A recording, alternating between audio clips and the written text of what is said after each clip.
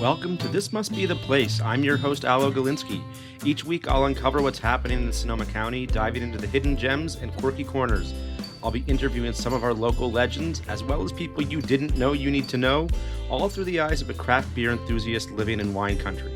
Join me as we explore one sip, one story, and one adventure at a time, and together we'll find out why this must be the place. Today, we have an extraordinary conversation lined up with two powerhouses of the culinary world, Chef Crista Luedtke and Chef Duskie Estes.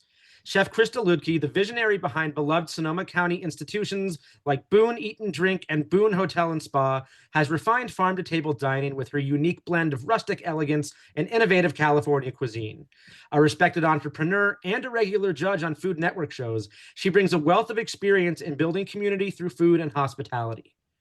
Joining her is the dynamic Chef Duskie Estes, who not only is on the board of a local organization, Sonoma County Farm Trails, she's also a rancher, a farmer, a local chef, and owner of Black Pig Meat Co., as well as the former beloved Zazu Kitchen and Farm. Duskie has also been seen on the competition and judging circuit of Food Network shows, where surely she and Crista have had their share of friendly competition. In this episode, we'll dive into their shared passion for seasonal ingredients, the challenges of culinary entrepreneurship, what it truly takes to thrive in an ever-evolving industry, and enduring friendship in a tumultuous industry. Plus, we'll get their best tips for a truly memorable Thanksgiving feast. Welcome, Crista and Duskie. Hey, thank you so much Thanks for having us. And as I understand, you are in the middle of a very community-oriented Thanksgiving project. So why don't we just start there and tell me, where are you right now as we're talking? We are actually here at the Sonoma County Fairgrounds, and we are doing about 7,500. Yeah, you heard that. 7,500 meals. So we're prepping for the annual Guy Fieri Thanksgiving meal situation. And Duskie and I are on Project Stuffing. Project Stuffing, right on. Yeah. So I believe there's probably, 70 cases of stuffing in there that we got to work through. So it's going to be a long day. It is. Right now we're roasting all the mirepoix, and we have students from Windsor High picking all the herbs. They're at it after rosemary, thyme, a little marjoram, some sage, some parsley. So they're going at it, and they're going to get all the herbs ready so we can make that stuffing a delight. Well, it sounds like you have all hands on deck there, and I'm sure you'll be happy to get back there, but it's also nice to have a break and chat with somebody about your culinary backgrounds and just life backgrounds. So why don't we start there? Why don't you tell me about some of your earliest food memories? Was there an aha moment when you realized that being a chef was in your future? Well, the aha moment, I think, came after I did a corporate grind, and I thought, maybe I want to go back to doing hospitality. So I grew up in restaurants all my life. My parents bought their first restaurant from my dad's folks. So picture 6-year-old kid standing on a milk crate behind a bar in Wisconsin at a supper club pouring cocktails, because that's what you do in Wisconsin when you're a minor. So that's where it all began. That's where the trouble started. And it hasn't ended yet. No, the trouble continues, unfortunately. It's definitely trouble. I guarantee she provides it. She brings it, she provides it. So I actually don't have formal culinary training. I didn't go to culinary school. I learned from primarily my mom first, and then lots of trained chefs, many who were alums from Chez Panisse, and just sort of learned as I came up in the restaurant business. So it's a huge passion and a love for me. But this one, on the other hand, has got some chops. Well, for me, my first memory of really knowing food was where it was at was my Easy Bake Oven. I was 5. I made my grandfather's birthday cake, and I realized I had power to make him happy. And that felt so great because I loved him so much. So I realized very early on there was power in making food and making people happy. But I went to college and got into both law school and med school, and was on my way to law school, actually. I had an internship in the public defender in Washington, D.C., and that was for no money for the summer after college. And for money, I worked in a restaurant in Washington, D.C., and the rest is history. The rest is history. I realized there that the legal thing was not for me, and that the restaurant was. And so I never went to law school. Well, you and I have something in common, Chef Dusky. I'm sure we'll find other things in common, but right off the bat, I received an Easy Bake Oven as a 7-year-old. When my brother was born, my parents gave me the, we still want to hang out with you and love you present of an Easy Bake Oven. And so that was something that we could do together while my little baby brother was still being a baby. And so that was something that ignited my passion. I love to cook. I find it relaxing. And so that's something that kind of started my journey into finding food and flavor. Yes. Great. Well, after this podcast, you should come join us over here. I know. Come on. I might jet over. We'll see what else is on the agenda. So I'd love to hear from both of you, your food philosophy. Why don't you describe a little bit about that and how it inspires your menus and your backgrounds or your paths? Yeah, so my philosophy is really about letting the food speak for itself, so very seasonal, like whatever is in season is really what talks to me, but then not doing too much to it. Like I want to taste what it is. I don't use heavy sauces and things like that. So I really just want to elevate the ingredients themselves. And then it's just about, for me is really clean eating. We're here on the coast. We have the best of everything.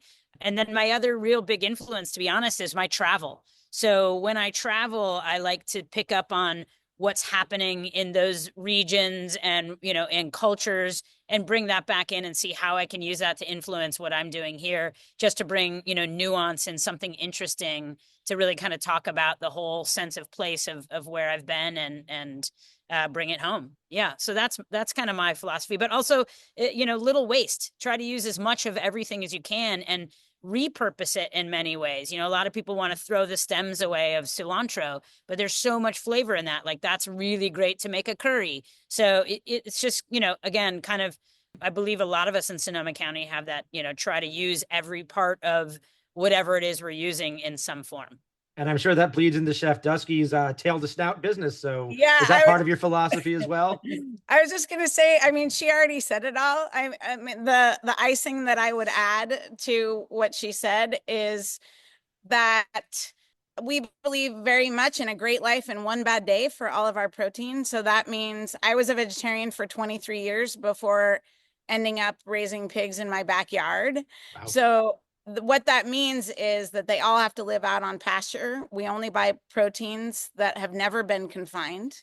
And then we respect the life given by using every single part, snout to tail. And we're huge advocates of knowing the face that feeds you because of the power in your dollar. For every dollar you spend locally, you generate 3 more. And we want to keep the farmers here in Sonoma County farming. And so for me, my big thing is it is about seasonality and it is about letting the ingredients speak. So I'm a simple cook. I seek to get the best ingredient and then not mess it up. But for me, it is economic driver of the right kind of farming for the planet and the right kind of care for the animals. Well, it sounds like you've all touched on some really great reasons to be, keeping this tradition going of making sure you're using everything and supporting the local farmers and community. And I know how important that is in such an agricultural area like Sonoma County. And you've both been involved in so many different culinary endeavors, both in the kitchen and outside of the kitchen. But what was the moment when you decided you needed to open your own place, other than investors doubling down, of course? You want to go first? Sure, I'll go first. For us to open our own place was honestly, as a woman chef, I wanted to have children. And it's a really tough business to have children in because your nights, weekends, the only way I could do it was to have my own place because my babies were in the kitchen with us until they were a year old. I wore them, whether I was on the floor or whether I was cooking. Like if I was cooking, they Don't tell OSHA. Do not tell OSHA. And I won't tell them about you as a 6-year-old behind the bar in Wisconsin either, Krista. Don't worry. Right. I mean, I don't think OSHA is present in Wisconsin. But basically, you can only do that if you own your own place. No one's gonna allow for that. So that was the driver for us. So I'm partners with my husband, John Stewart, who is an amazing chef in his own right, and an amazing butcher and farmer and all the things, and an amazing dad, most importantly. Yeah. Oh, actually, amazing husband, most importantly. All of the things. all the things. Mine was a little different, I guess, and it's because I'm a bit of a control enthusiast. Feel free to use that if you like. That'll be so your headline, Crista the Control Enthusiast, as we that's right. promote this. Knowing I didn't want to work for anyone else, and also I wanted to do my own thing. I left a corporate career of 10 plus years, and I wanted to get back into doing what I felt passionate about and having a restaurant, which was crazy. My mom tried to talk me out of it. My parents got divorced because of it. My brother's chef got divorced because of, because it is, like she said, it's 24/7, it's holidays, it's nights, it's all the things, but it's what I really wanted to do. And I knew I was not going to be happy unless I opened my own place. And so I opened Boone Eat and Drink, I think 18 years ago. It's pretty crazy. 2009. Wow. Yeah.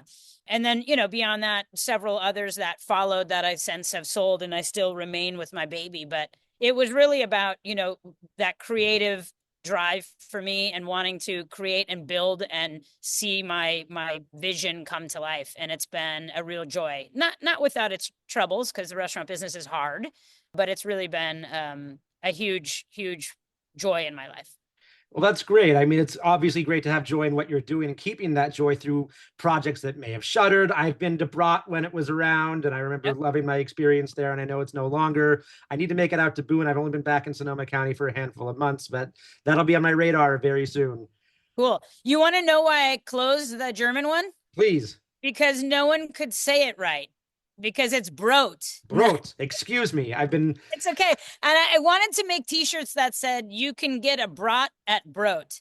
But no, that's actually not why I closed it. I did it because as we all are, ADD, ADHD in the chef community, I felt stuck in a lane where it felt too narrow. And so that was when I stretched my wings and wanted to open Road Trip, which felt a little bit more fun and whimsical and based more on my culinary travels.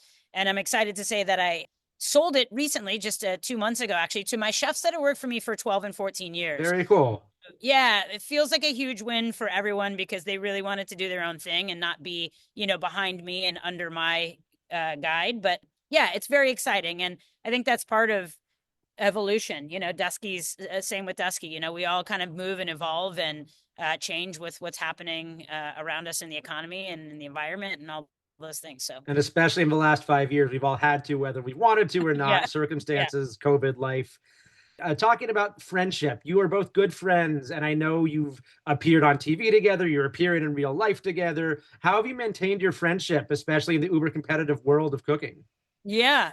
This is a funny story. My wife actually was like, how long have you guys been friends? And so she just swiped my phone from me the other day and started going back on the text thread between Duskie and I. And our first known text is from 2012. And it says, shall I invoice you for the bacon? And that sounds like a code word to get into a speakeasy. It was actually. It was. To be honest, it was, and that's for a whole nother podcast. But we'll have to have you back to talk about the underworld speakeasies of Sonoma County or elsewhere. But we've actually I don't think we've competed against each other, but we've judged together on Guy's Grocery Games. And, we live less than 10 minutes apart from each other. And so usually our get-togethers are around cooking for charity or simply hanging out in Duskie's backyard, floating in the pool with margaritas. Yes. Or brainstorming some, dinner that we're about to do. And so generally it always revolves around food and family. And community. Like we do so many nonprofit events together. I would say there are so many things that brought us together.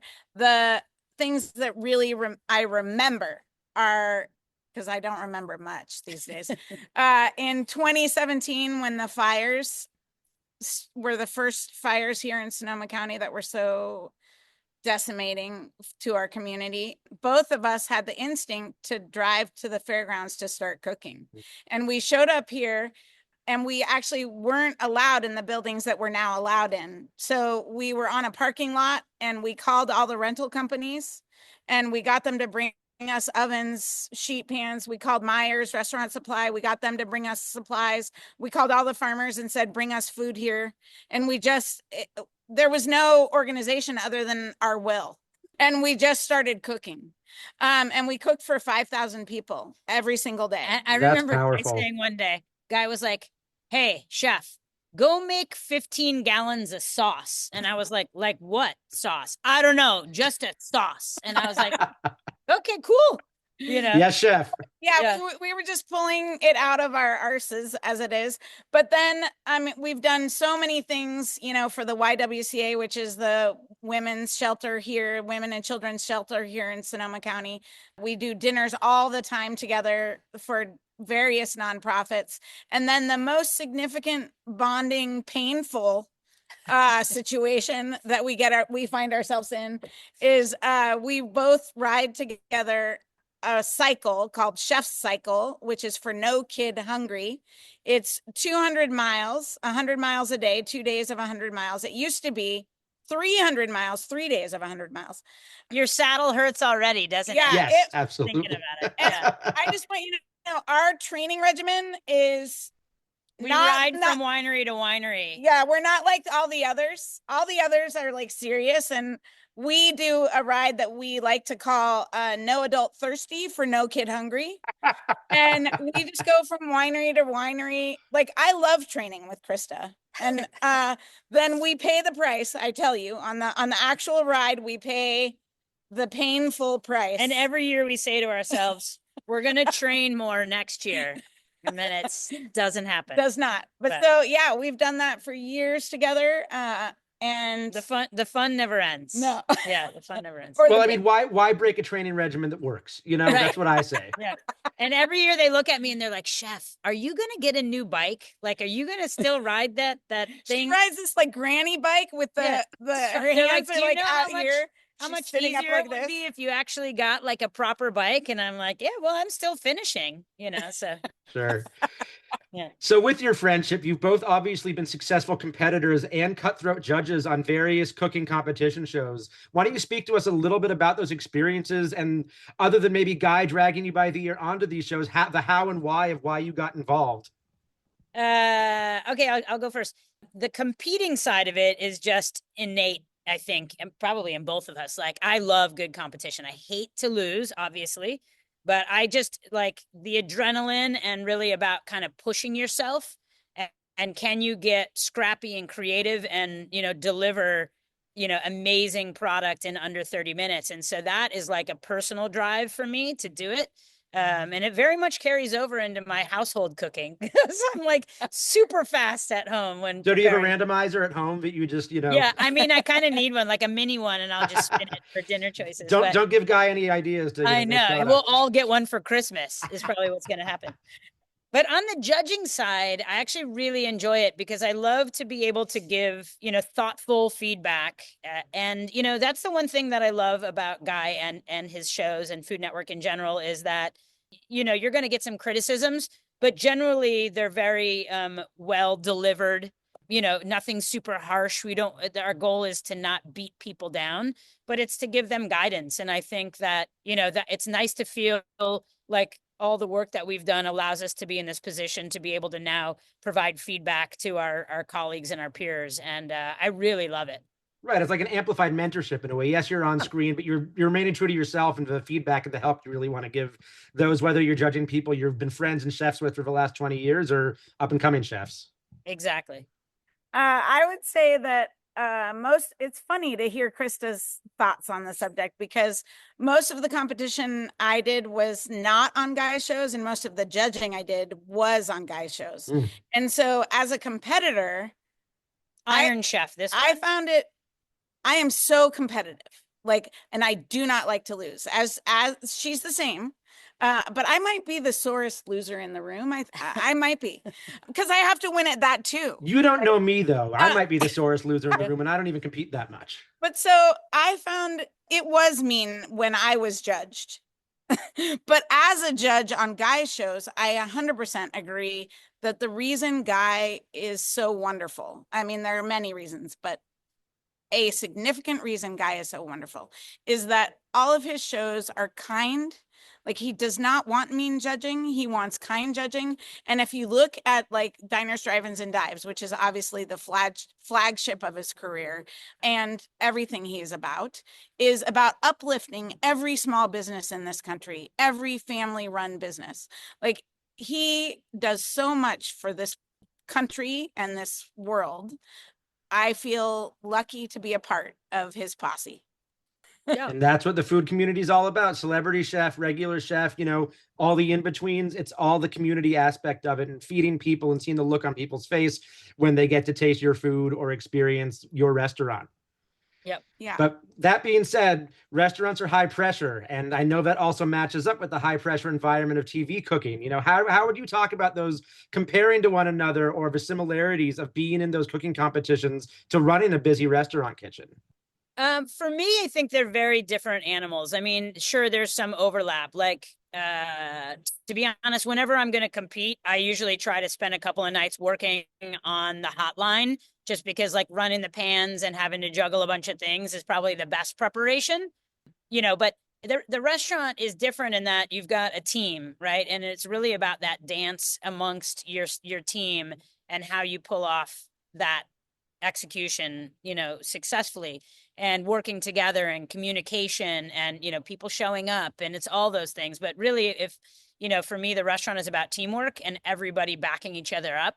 Whereas in a competition, you're a solo flyer and you're doing everybody's job and you're just working on timing and making sure it gets to the plate on time. But restaurants are hard. They really are. I mean, they're long days. They're on your feet the whole time. They're behind a hot stove.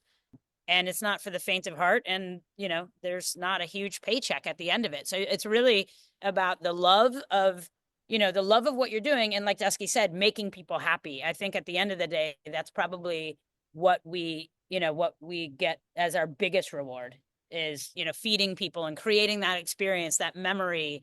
That's what drives us. The similarity is the adrenaline rush, right?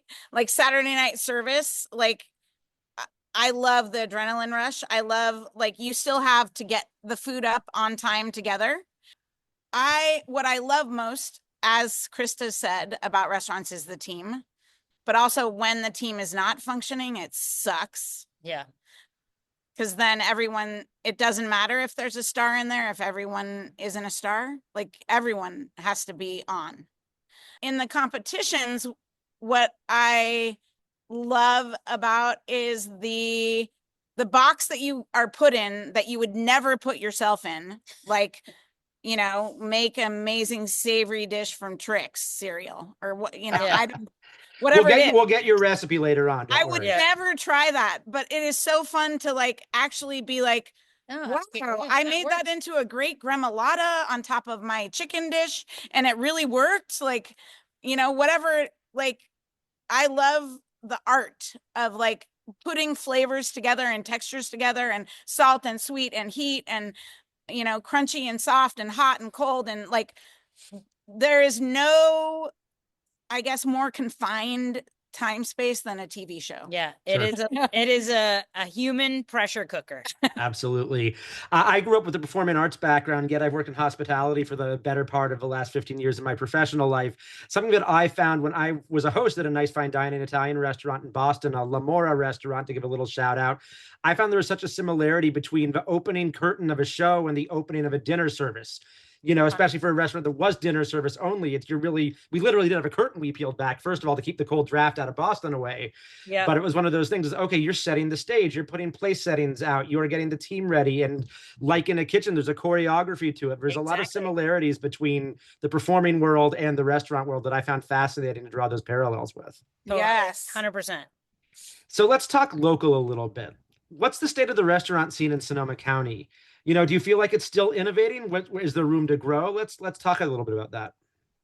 I do. I mean, I think that, we're here actually talking with a newer restaurateur who just opened a new space in Healdsburg in May. And so I think that there still is a lot of new growth. I think that, there's a very good mix still of high-low. What I mean by that is like cool new food trucks opening, smaller, more casual eateries, as well as, this sort of the higher end, the Cyrus, the single thread, telling their stories through food, grown on property and, in their own gardens and things. So I definitely think, to be honest, a lot of people put a lot of emphasis on Napa, but really in terms of the culinary scene and amazing wines and where all the incredible products, both protein, produce, fish, all comes from, is Sonoma County. And so, on one level, I feel like our job is easy over here because it's literally in our backyard. But I definitely think that we're still innovating. I think that there's still growth. I think that the state of the economy and how willing people are to spend their dollar is difficult because the costs to get our products in and get it delivered to the table is continually increasing. And the end user, consumer, guest, whatever word we want to call them, is maybe not caught up yet with that in terms of, wow, $36 for that entree. And that's probably even still not at the margin we want it or need it to be at to cover our cost of labor, our rent, our cost of goods, and so that's the struggle I think that we're going to continue to face for the foreseeable future here. Yeah. You have anything to add on that? I mean, I just agree. Like, the issue is the cost of labor, the cost of rent, the cost of food, and then what the diner guest is willing to pay. And all of us are upset about inflation and the cost of food right now. But of course, what matters to me at this moment is the reason food is so expensive right now has to do with, I mean, many things, but all our farm workers bring the food to the table. And right now they are living in fear, if they're even here, if they're not self-deporting. Like, we have a crisis in this country about our food. And so we need to stand up for our farm workers. Absolutely. Yeah. Well said there, Chef.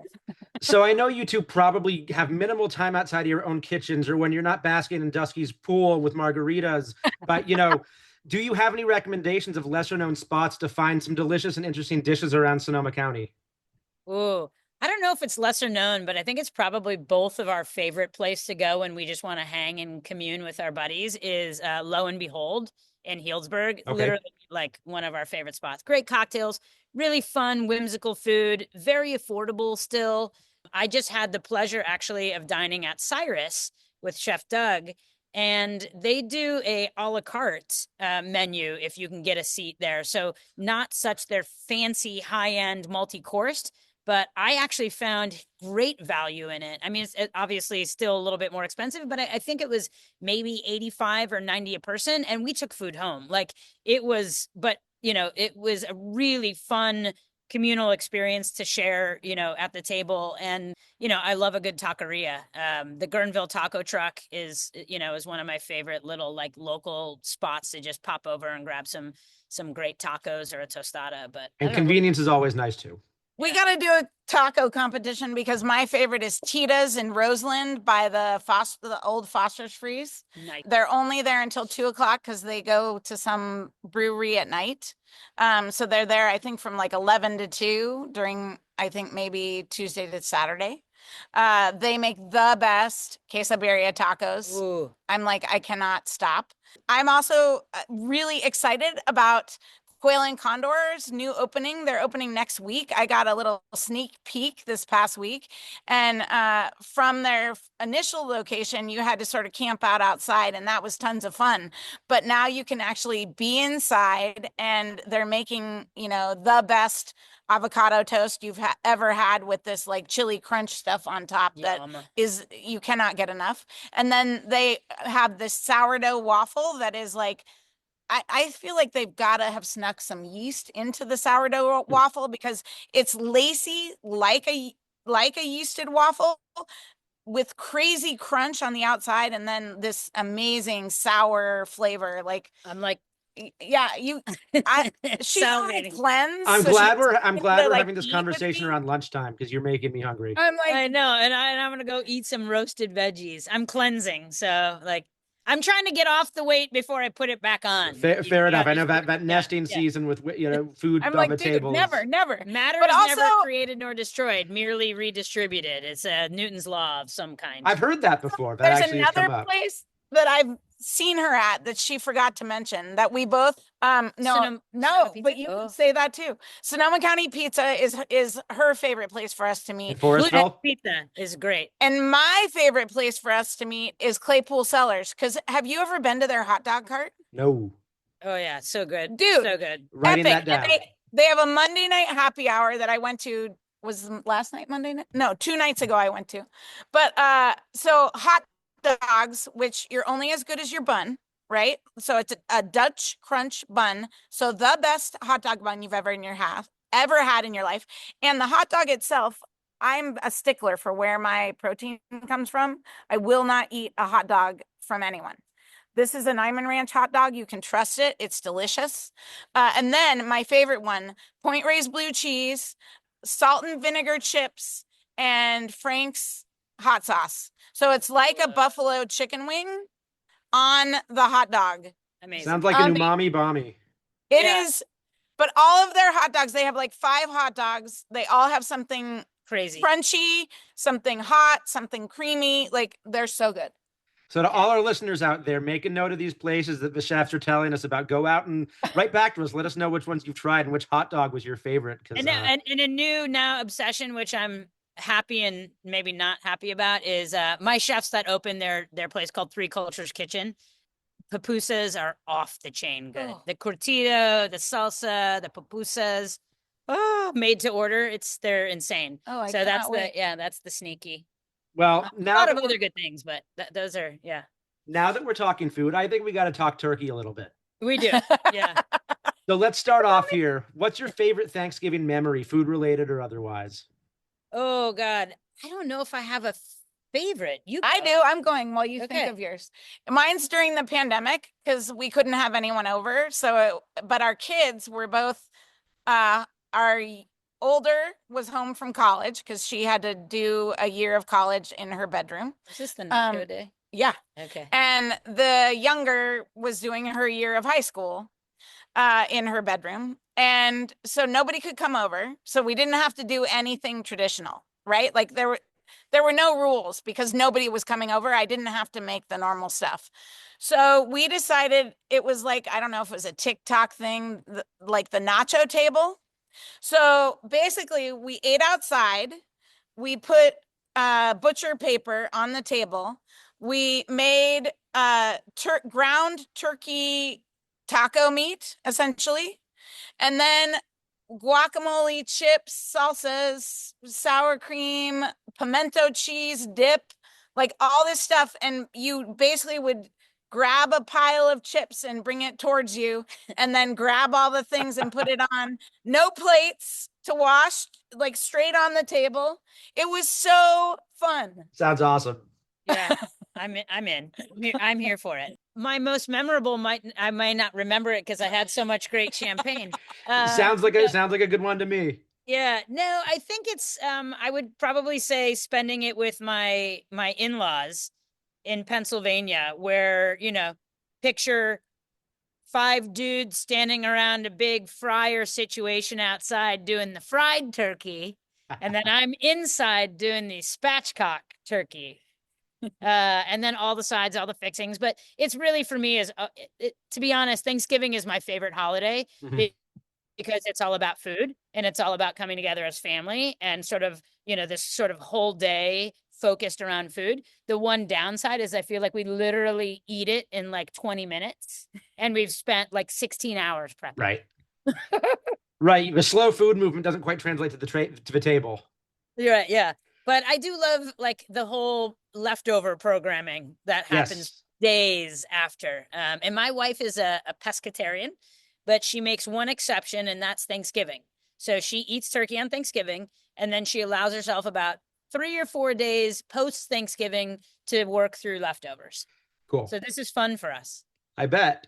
And if you could only eat one dish on Thanksgiving for the rest of your life, what would it be? Only one. I'm not letting you have 2. I already know it. I already know. Go. Cream of spinach. Cream I really spinach. love it. And we have a cream of spinach competition every year at our Thanksgiving. And I always am second place. And I always make the same one.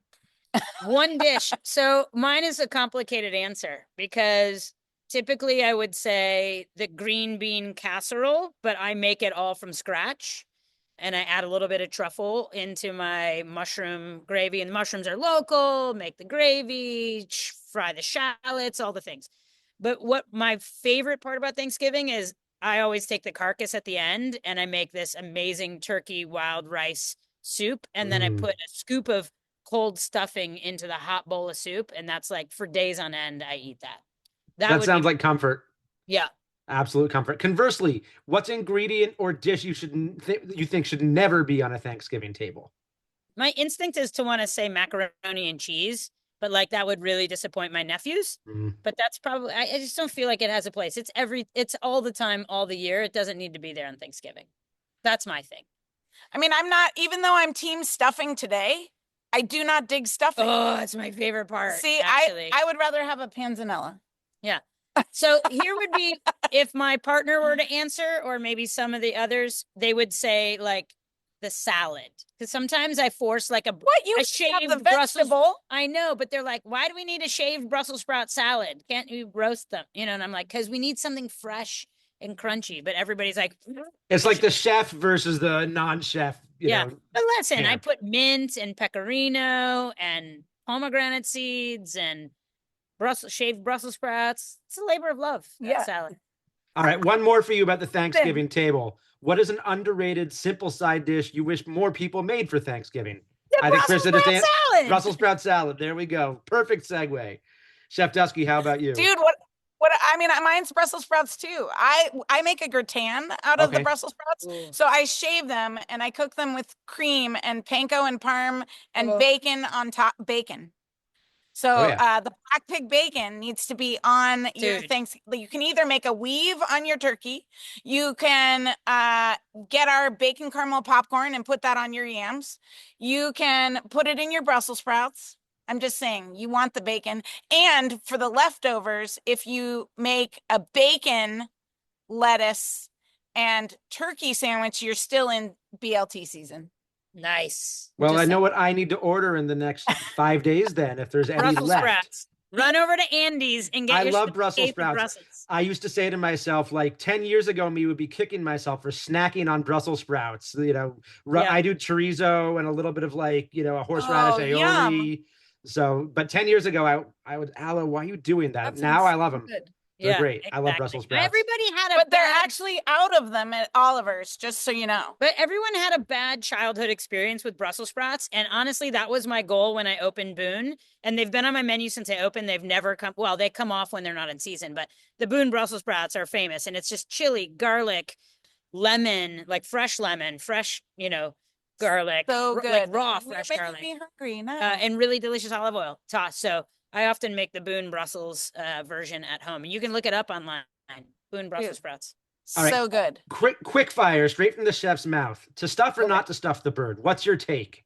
And how does it affect cooking time? Don't stuff. Don't stuff? You're going to get sick.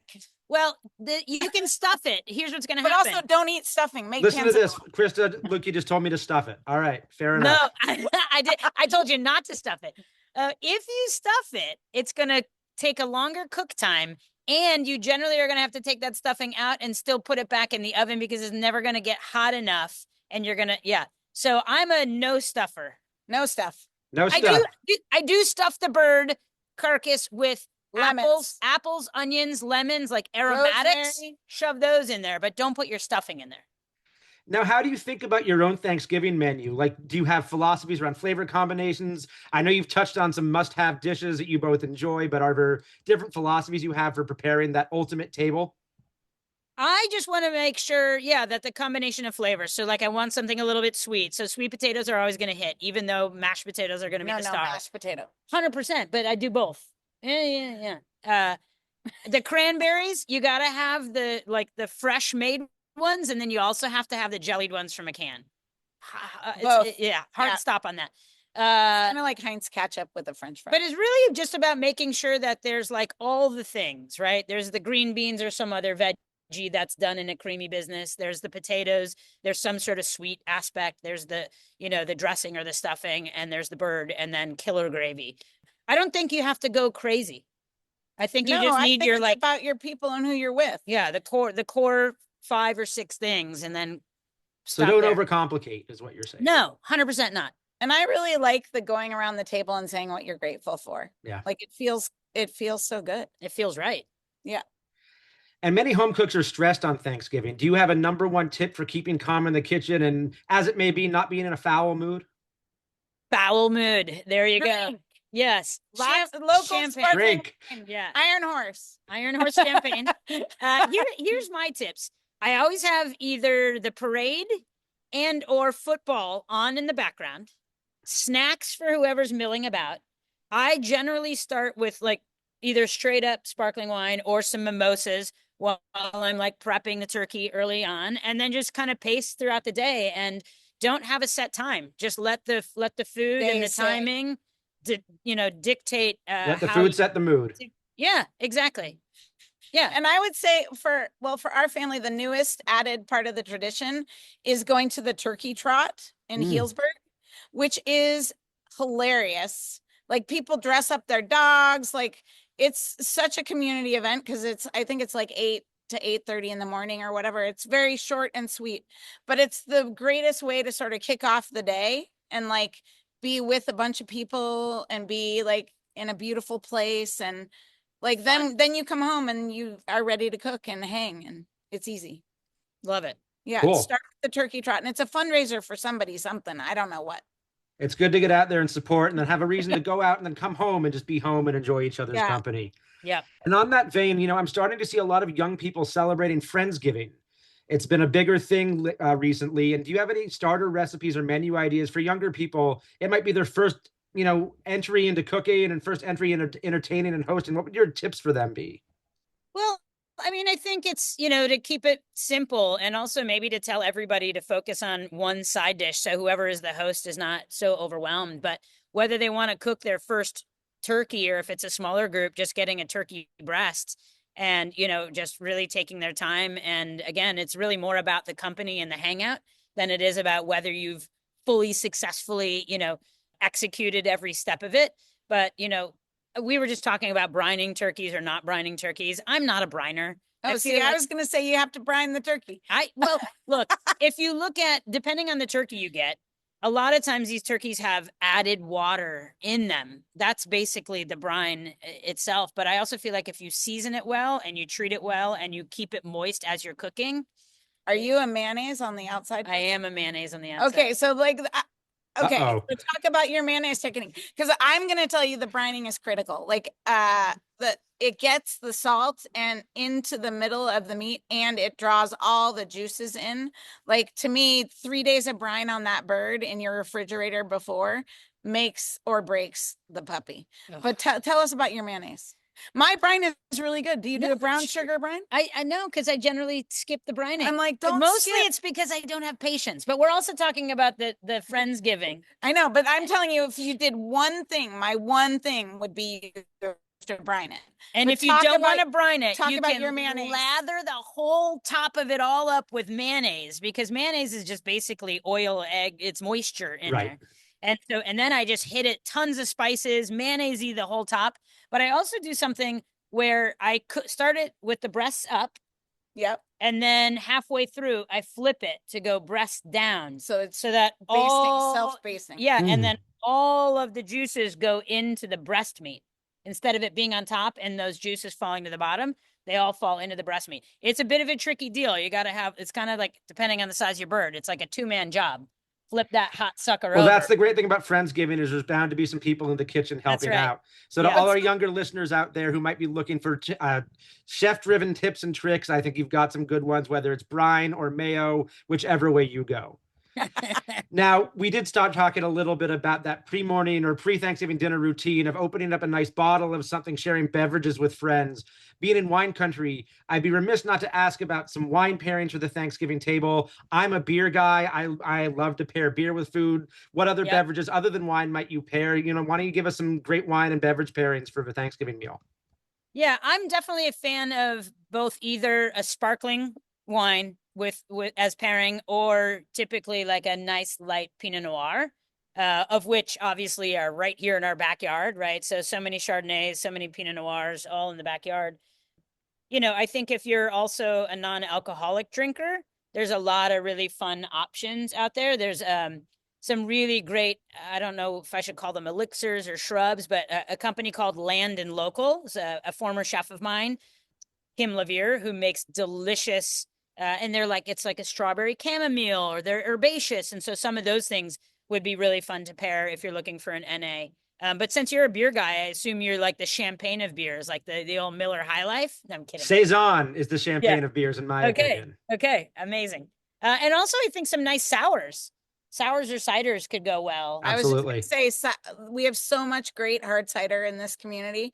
I would hit hard cider like no other, but also to me, Claypool Cellars, just to bring them up again, makes a sick Riesling that to me is one of the greatest things to have with 100%. turkey.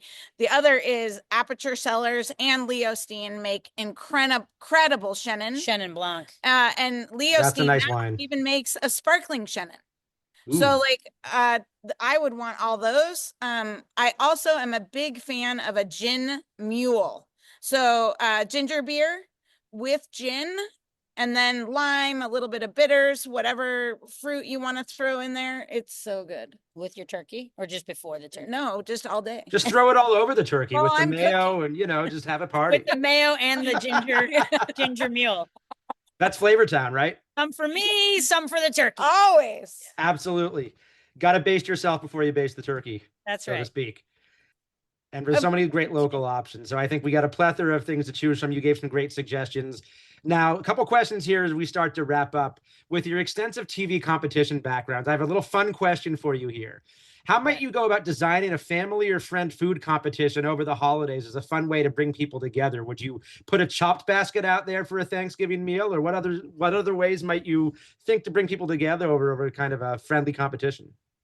That's funny. I think a chopped basket would be fun to do something and make it be like a very simple like appetizer round. I think could be really fun, like simple apps. We tend to like to play a game called Can Jam, which is like a frisbee situation. And I played Cam Jam. Yeah. So we're big fans of that. But yeah, on the food front side, I think a chopped basket could be really fun. I don't know. It's one of those things where I'm sort of like, hey, everybody out of my kitchen. I think that is, I hadn't really ever thought about that. We actually had we had 30 sommeliers at our farm this summer, and I designed a competition for them, and they had to pair with a white and a red because each team had a winemaker on there, and they had to run around and they had to harvest an ingredient for their dishes. It was really fun and it was a great team builder. So to use that as sort of an icebreaker for Thanksgiving, I think is actually a really fun idea. If you bought all this stuff and had it on the counter and just said, you two are making a starter for us to enjoy, or, I think that would be a really fun thing. I mean, what we have done that hasn't been a competition, and I think you could shift it into a competition. I always like to occupy the kids. I always had them start a gingerbread house project together. Like they either each had their own gingerbread house or they did one together. But recently I've changed it to our charcuterie chalet. And it is hilarious. Like you get the cheese whiz, you get the breadsticks, you get the pretzel sticks, you get all the sliced meat, like different kinds of crackers and different cuts of cheese, and you put that all out as the art form, and you say you have to make a charcuterie chalet with all the pickles too, and like the jingle bell peppers. It is so funny and hilarious. That's cool. I love this. Yeah. Yeah. And I just want, like my whole family thought I was crazy when I introduced the charcuterie chalet, and like they laughed so hard and had so much fun. And now they're all in. And then you eat it all. It's yeah, your appetizer. I love it. I'm here for this. Go on. Those are some great ideas. So what's next for both of you? Obviously, other than going back to your volunteer project right after this, what's coming up in 2026 for Chefs Crista and Chef Duskie? Well, Chef Cycle. We're doing a bike ride together to Sardinia that everybody wants to join. You're so loud. It's crazy. I don't even know how do they join? So it's not, is it officially official? Did they lock it? No, I don't know. Okay. So They're it's through Turismo. Yeah, you hear it here first. But to the Blue Zone of Sardinia. And that should be the end of September, beginning of October. So we're doing that. And then beyond that, Chef Cycle, which folks can join us. We do Chef Adjacent as well, which is the first week of June in Bend, Oregon again. So we've got that on the books. And then hopefully a bit more filming coming up. I have a couple of shows that have filmed but have not aired yet. So stay tuned on that. I always update folks on my Instagram. And then maybe some other travel. I also, if anyone wants to go whitewater rafting down the Tuolumne, August 18, I'm with Oars. Please join us. It's going to be fun. Yeah. So as many things that we can do to be around cooking and outdoors. That's what we're doing for 2026. Right. That sounds like a great plan, because being inside a kitchen all day can get to you. So it's nice to be able to embrace the great outdoors and bring your passion there. And I just want to say thank you both for bringing your passion to this interview. It's been so fun to talk to you about friends, food, and community on This Must Be the Place. And I hope to chat with you in real life before too long. Sounds good. Well, we'll welcome you here for the next couple of days. You want to join us? We're here. Thank you so much, and take care. Ciao. Bye. The interviews are done, which means I think it's time to crack one open. Interviews make me thirsty, and I want you thirsting for knowledge about some great beer, both local and not so local. Each week, I'll introduce you to a beer I find discussion-worthy and explain the nuances of what makes it fantastic in my eyes and why you should give it a try. And just to keep it on point, I'll even try to make sure the beer reflects the vibe or theme of the episode. Well, I don't know about you, but now I'm hungry and thirsty. After that great conversation about food, friendship, and tradition, it makes me think of a beer style that's steeped in tradition as well as in my own history as a beer lover. The style? Saison. The beer, Saison DuPont. This was a beer introduced to me as a 22-year-old by my dad at Thanksgiving, and it's one I enjoy not only during the holidays, but year-round as well. Now, I realize I'm breaking away from the tradition we've started on this segment of featuring mainly local and Northern California beers. But with a beer so fit for the Thanksgiving table, I thought it would be the perfect opportunity to showcase this beautiful Belgian beer that you might consider bringing it to yours. Saisons are a rustic style of beer. Originally brewed in Belgium in the summertime as an option for farm workers in the south of Belgium to have a drink that was actually safer than water. It gets its name from the French for season, thus Saison. Saison DuPont is the classic, fantastically made staple of the style. A beer that has high effervescence, notes of pepper and lemon on your palate, and is amazingly enjoyable with food. They say with food and beer pairings, when in doubt, go Belgian, and this beer style is most likely why. It pairs beautifully with almost every course you could bring to the Thanksgiving table. You have a charcuterie board out? This is sure to match nicely with the array of meats and cheeses you're snacking on while watching the big game.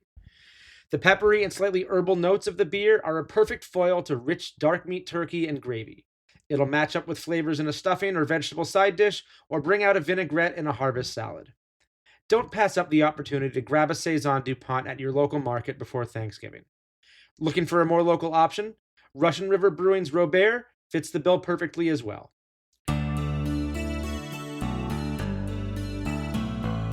A huge thank you to Chef Crista and Chef Duskie for appearing on this episode of This Must Be the Place. It was such a warm, heartfelt conversation about food, community, and friendship. Cheers from your craft beer concierge, and I will catch you next weekend. This Must Be the Place is produced by our friends at Pod Locally, an audio platform helping local voices connect to their communities. Don't forget to like, subscribe, or comment on all your favorite podcast apps, and visit the show notes for more information, links, and resources. Look out for our next drop on Sunday. Until then, I'm your host, Alo Galinsky, saying have a great week.